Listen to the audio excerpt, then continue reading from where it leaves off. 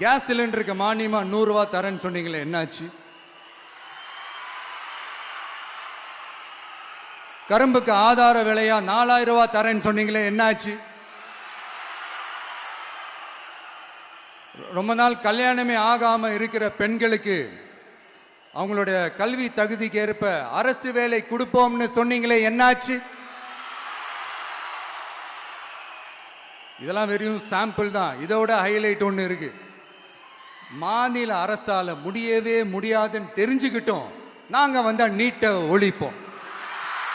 ஆகா ஆகா ஆகா ஆகா, எவ்வளவு பெரிய ஒரு மோசடி இது! கேட்டா நாங்க தான் முன்மாதிரி ஆட்சின்னு சொல்லுவாங்க. மோசடி ஆட்சி. மோசமானவங்களே முக்கியமானவங்க கேள்விப்பட்டிருக்கிறீங்களா? அந்த மாதிரி மோசடி ஆட்சியிலேயே முக்கியமான ஆட்சி இந்த திமுக ஆட்சி.